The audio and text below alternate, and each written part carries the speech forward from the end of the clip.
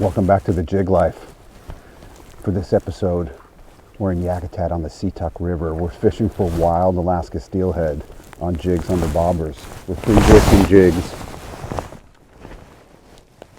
We're trying to catch fish that look like this.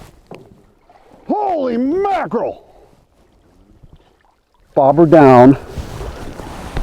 I want to say, what do you think, guys? 36-inch fish is probably pushing 14, 15 pounds.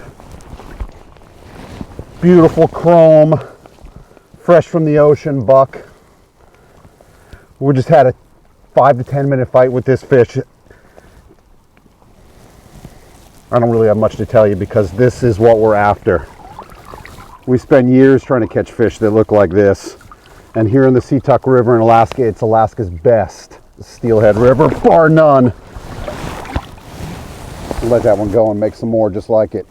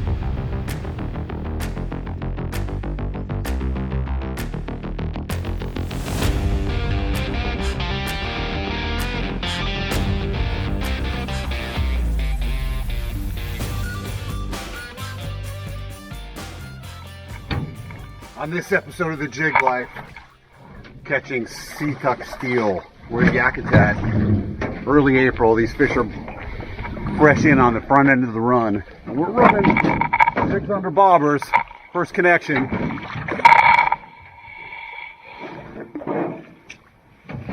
We've been at this for about an hour. We just found a bunch of willing biters and we've got a double in the first hole. See if your guy can get his net to work.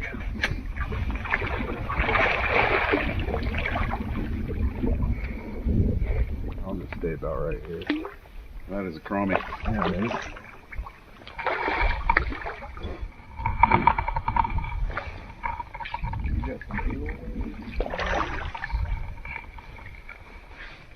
Boy, these fish are kind of tame in the cold water. Yeah, shouldn't jump right after. No.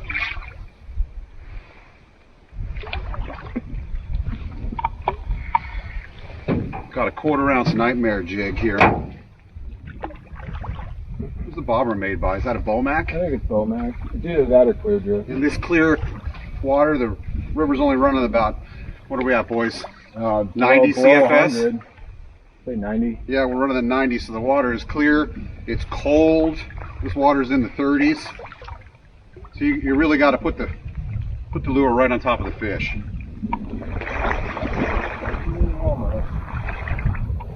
One more try. Here we go. Ready? Deep man.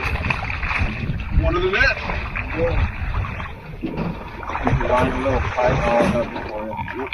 That's actually a buck. Yeah.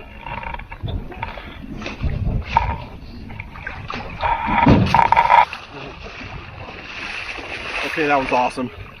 First day out here on Spring Steelhead. Nice job, Coach. Yeah. Calm down for a second. Well, let's show them with the jig in the mouth what we're dealing with real quick.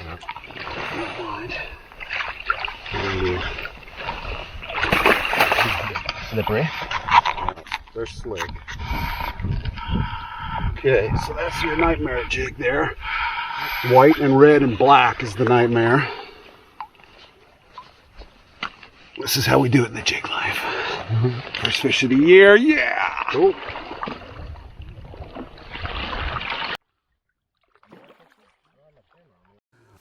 We've got a beautiful day out here and fishing for steelhead. Life is good. And today on the Situk, fishing with Mason here. He's a guide both on the river, and I heard you got your captain's license. I did. I finally graduated. Sweet. Congratulations for that. That's sweet. Today, for steelhead on the river, Mason's going to go over quickly what it's like to free drift jigs. So what we got here, we got a 9-foot rod, 6 to 15. You know, depending where you are, you know, somewhere in the 8, 9 to 10, 6. Like, we have a very small river here, so the 9 really covers this water. 10, 6 is a little too much. But, you know, if you're back home, Washington, Oregon, you know, sometimes the 10-foot rod is really what you need.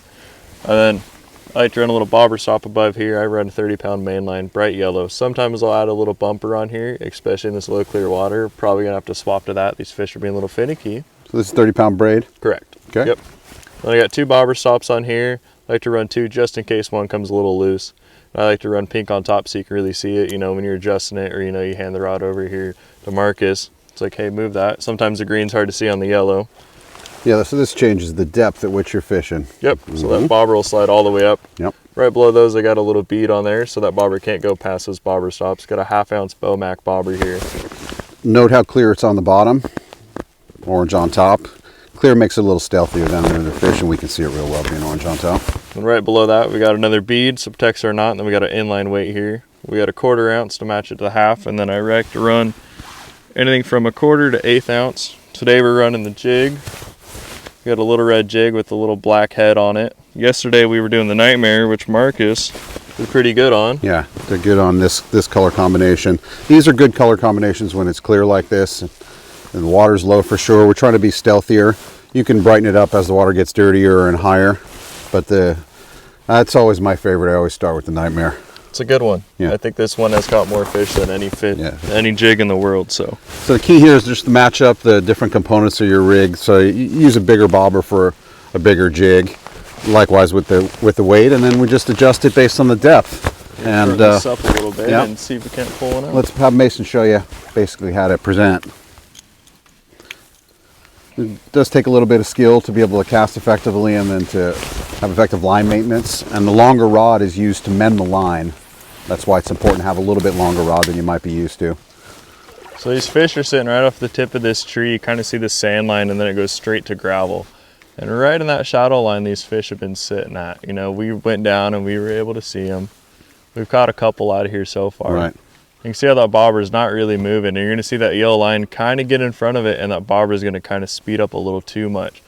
And then with that long rod, you can almost just slightly pick it up and then throw it behind it. That's the mend. Doesn't really move the bobber, and that's what you look for. You're looking for perfect still presentation. It's called the dead drift. Yep. The more natural you can get it, the better your chances are going to be. And once you get down to about 45 degrees, bring that baby in. So you cast it up at about a 45-degree angle, and he's fishable water from all the way at the starting point all the way down to about 45 degrees below him. And this presentation from the beach here allows him to put the jig within 10 feet of that shore and run it in a straight line 10 feet from shore, although he's way over on this side. When we get in the boat, and we can position the boat wherever we want in the current, you could literally drop the jig, let it run straight down, and cover water that's hard to fish. These steelhead, as it gets bright and the water goes down, they just get up in the brush. They're looking for cover. They want protection. They get more and more skittish. So we have to be stealthy, mute our colors, shrink the sizes, and be even more careful how we present. Might have to trim up some jigs, just cut the tails off a little bit. We had a good day yesterday, and we've already caught a few fish, even though the conditions are great for photography and not much else. Just sitting there. I mean, it was sitting there suspended. Oh.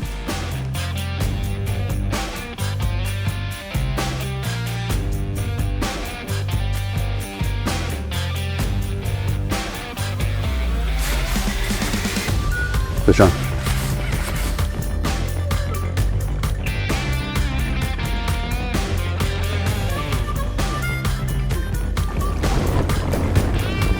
Look at that. Look at that. This is why you come to the Situk River.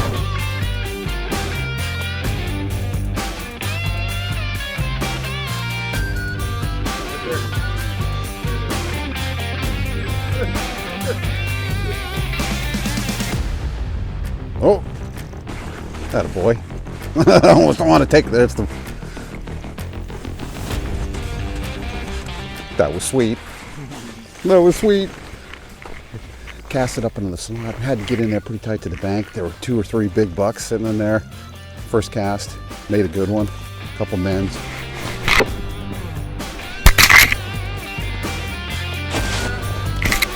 So excited I'm losing this microphone.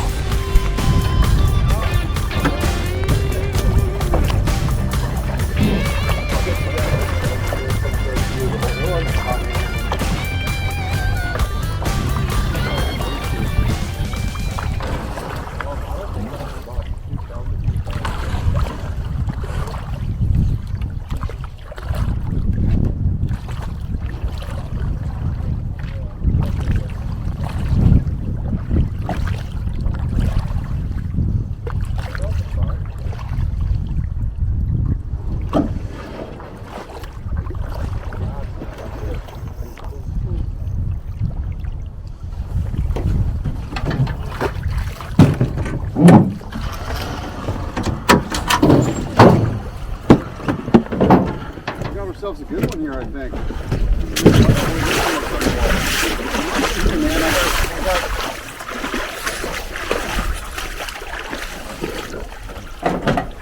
Cody lined that one out for me.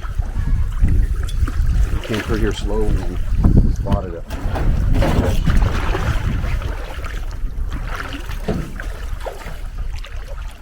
It looks like a big buck and maybe 2 or 3 hens in there, and then we rode us back up top. And on the second cast, I got the drift right, and I'm still fishing this nightmare jig. This has got to be fish 6 or 7 or something on the jig.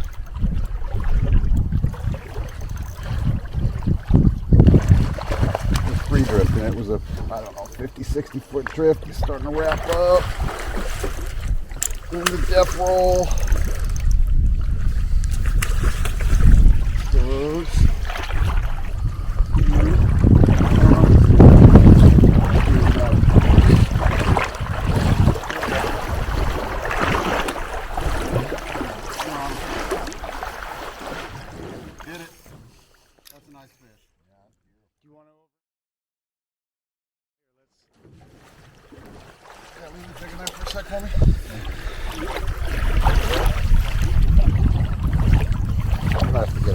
For this guy. Yeah. I'll hold the net under you. Yeah, probably. Yeah, this thing is gorgeous. Look at that. Yeah, this is exactly what we're here for. This is the 3rd one of these in the last 2 days. Big, beautiful, bright. They're hard to hold on to. They're strong. I like to treat them gently too. Yeah, this is nice. Solid fish.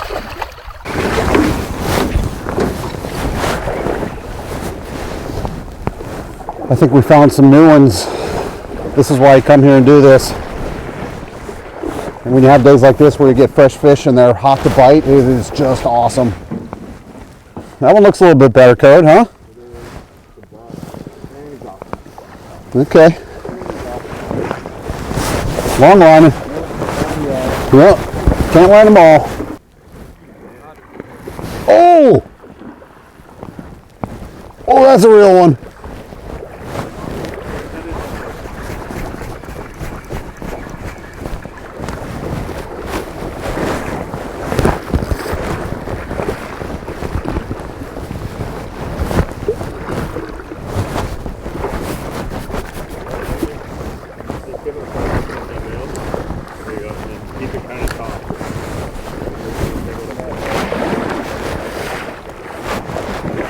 That's a hogger.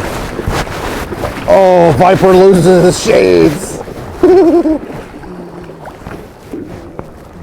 Get that one. Get that one. Get that one. That's a hog.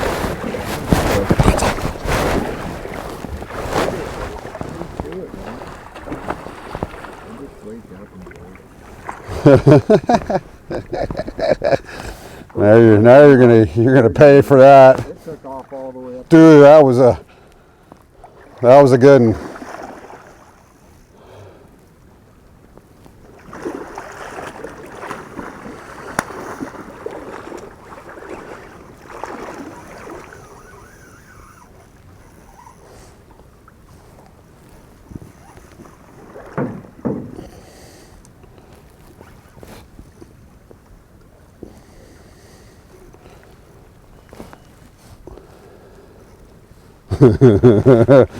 It's a tug of war. Everyone got real quiet. This is a slab of a buck. And it's chrome. And it's doing whatever it wants.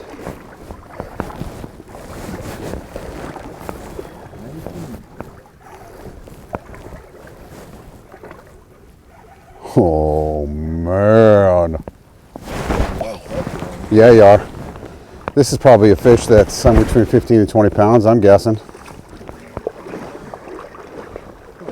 But it's just full of it.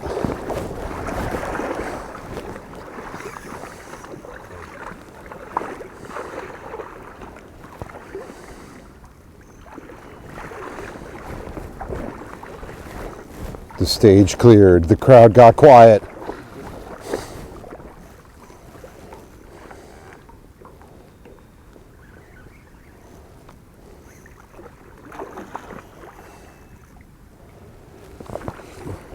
Do not like the shallow water.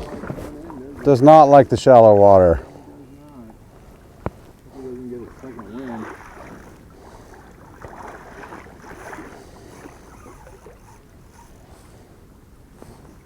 That ooh again.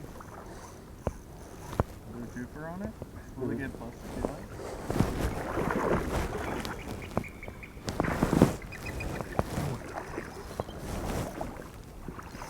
Eagles watching the whole thing. And don't let him go there.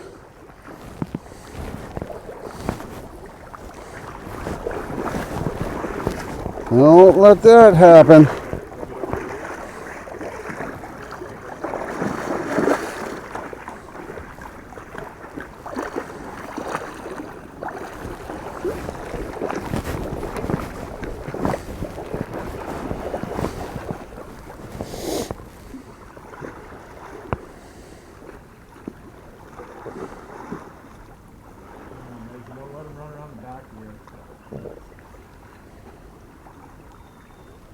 Get me a lift here in a second.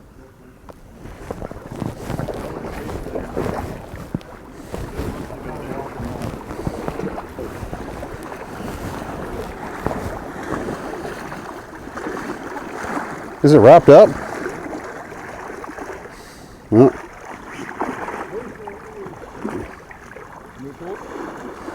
Got it. Here, Code, hold it up for the camera. Show the ladies and gentlemen what you got here. These don't come to hand real easy, these big bucks. You got to fish for a while till you land one of these. You saw how many fish we touched there. That tail's enormous. Yeah, that's what I saw when it went sideways, just a big wide tail. Here we go. Just holding that. I couldn't put my hand around that tail. It's a big, thick fish. Thick, man. Yeah. Holy cow. Yeah, it's a beauty. Hold the net there. That's the fish of the day right there. Yeah, that's the one. This is how we do it on the Jig Life.